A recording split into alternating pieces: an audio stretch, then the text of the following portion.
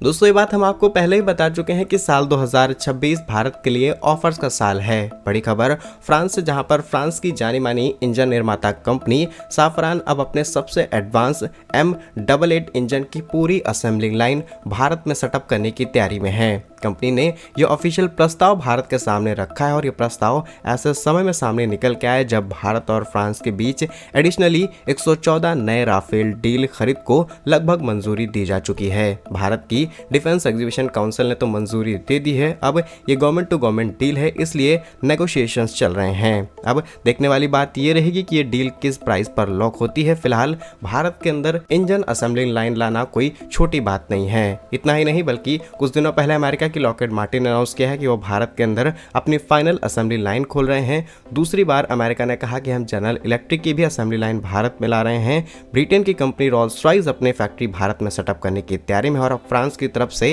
Rafale के engine की factory Bharat में लाने के प्रस्ताव भारत के सामने आ चुके हैं। तो वहीं दूसरी खबर भारत में हो रही यूरोप के बाद दुनिया की सबसे बड़ी AI समिट से है, जहां पर 20 देशों के प्रमुख पार्टिसिपेट करेंगे। इसमें राष्ट्रपति, प्रधानमंत्री, उपराष्ट्रपति सब पार्टिसिपेट कर रहे हैं। जानते हैं दोनों ही अपडेट डिटेल्स में। यदि आपको हमारा ये काम पसंद आए, वीडियो को लाइक, चैनल को सब्सक्राइब जरूर कीजिएगा, क्योंकि आपका ये छोटा सा काम आप तक ये जरूरी और सही खबरें लाने में हमारी बड़ी मदद करता है। तो शुरुआत करते हैं कि क्या भारत अब दुनिया के सबसे advance fighter jet engine manufacturing का हब बनने जा रहा है। इकोनॉमिक टाइम्स में छपी इस रिपोर्ट ने ग्लोबल डिफेंस मार्केट में तहलका मचा दिया है। दरअसल फ्रांस की कंपनी साफरान के CEO ओलिवर एंड्रीज ने ऐलान किया है कि वो भारत में राफेल के M88 इंजन की पूरी असेंबली लाइन खोलने की तैयारी में है। यह प्रस्ताव तब आया जब भारत 114 एडिशनल राफेल विमान, जो कि हमारे multi role fighter aircraft deal का हिस्सा है, इसकी बातचीत चल रही है। सबसे बड़ी बात यह है कि यह सिर्फ असेंबली लाइन नहीं बल्कि 100% टेक्नोलॉजी ट्रांसफर का भी वादा है, जो अमेरिका ने कभी किसी देश को नहीं दिया।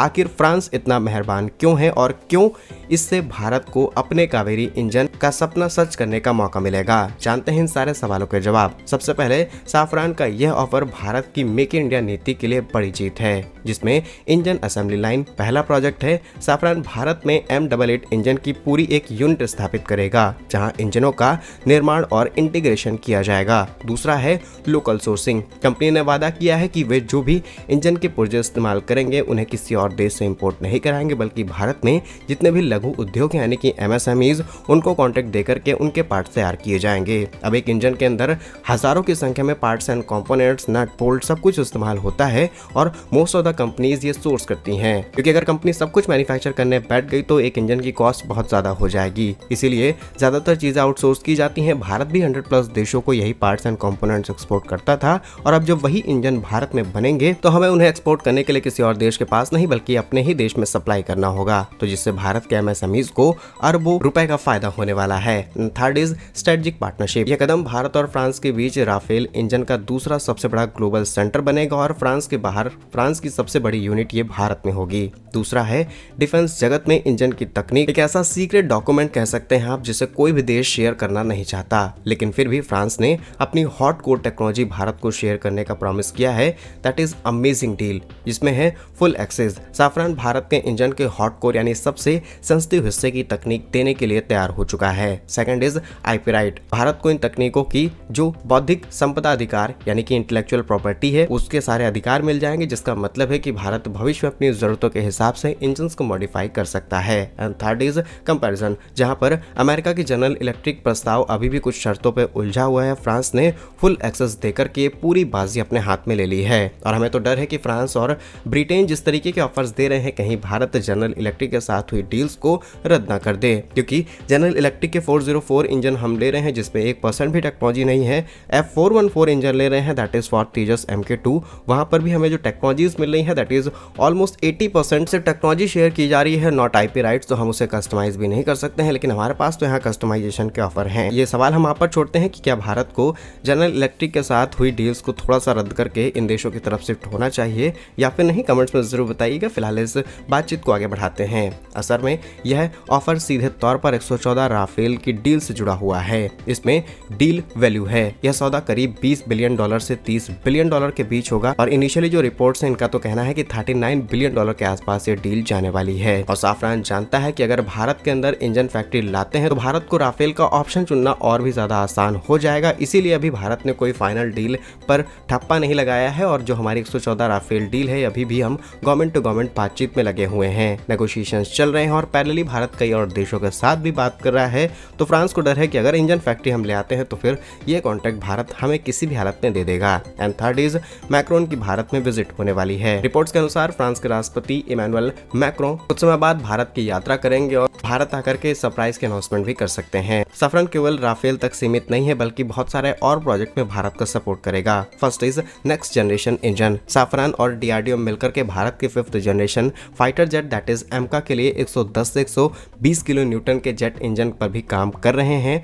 और ऑलरेडी इन्होंने भारत से प्रॉमिस कर दिया है कि हम टुगेदर काम करेंगे और जितने भी आईपी राइट्स टेक्नोलॉजीज हैं वो भारत को शेयर कर दी जाएगी एंड वो आईपी राइट्स हम भी ले जाएंगे। दैट मीन्स कि फ्रांस को जरूरत पड़ेगी अपने हिसाब से उस इंजन को कस्टमाइज करने की वो कर सकते हैं और भारत को जरूरत पड़ेगी तो भारत इजिली कर पाएगा। Third is bridge to autonomy. Rafale engine की फैक्ट्री भारत में होने से हमारे वैज्ञानिकों को वो अनुभव मिलेगा जो कि पिछले 40 सालों से कावेरी इंजन की जड़ों को नहीं खोल पाया है। तो इस डील पर आप क्या सोचते हैं, कमेंट्स में अपनी राय जरूर बताइएगा। नेक्स्ट अपडेट है भारत के अंदर हो रही एआई समिट से, जहां पर इसका नाम है इंडिया एआई इंपैक्ट समिट 2026 का आयोजन किया जा रहा है। अच्छी बात यह है कि भारत के अंदर हो रही इस सबसे बड़ी एआई समिट के अंदर 20 इफेक्टिव देशों के राष्ट्रपति, प्रधानमंत्री और उपराष्ट्रपति पार्टिसिपेट कर रहे हैं। सबसे पहले राष्ट्रपतियों की बात की जाए तो Brazil, France, Sri Lanka, Switzerland, Estonia, Serbia और स्लोवाकिया के राष्ट्रपति पार्टिसिपेट करते हैं। प्रधानमंत्री की बात की जाए तो Bhutan, Netherlands, Spain, Finland, Greece, Croatia, Kazakhstan और मॉरिशस के प्रधानमंत्री आएंगे। उपराष्ट्रपति और या फिर क्राउन प्रिंस की बात की जाए तो यूएई, बोलिविया, गुयाना के उपराष्ट्रपति और अन्य देश जैसे संयुक्त राष्ट्र के महासचिव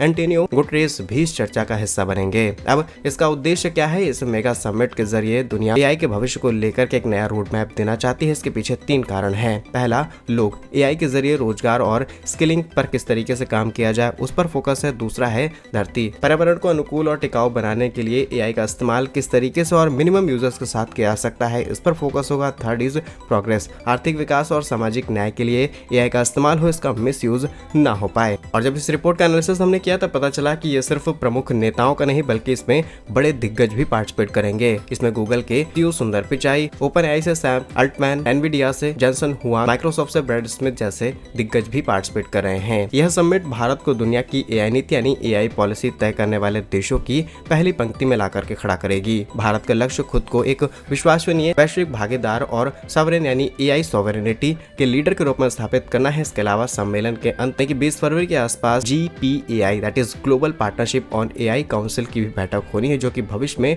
वैश्विक स्टैंडर्ड्स को तय करेगी, यानी कि एआई का गलत इस्तेमाल ना हो पाए। ओवरऑल इस बैठक का कंक्लूजन ये है कि इससे पहले इतनी ही बड़ी बैठक यूरोप ने की थी और अब भारत ने एशिया में कंडक्ट करते हुए यूरोप से बड़ी बैठक कर ली है। कई बार कुछ चीजें वॉल्यूम पर भी डिपेंड करती हैं। बाकी क्या कुछ कहना है आपको दोनों रिपोर्ट्स पर? कमेंट्स अपनी राय जरूर लिखिएगा। भारत कैसे ही वीडियोस पाने के लिए वीडियो को लाइक, चैनल को सब्सक्राइब जरूर कीजिए। वंदे मातरम, भारत माता की जय।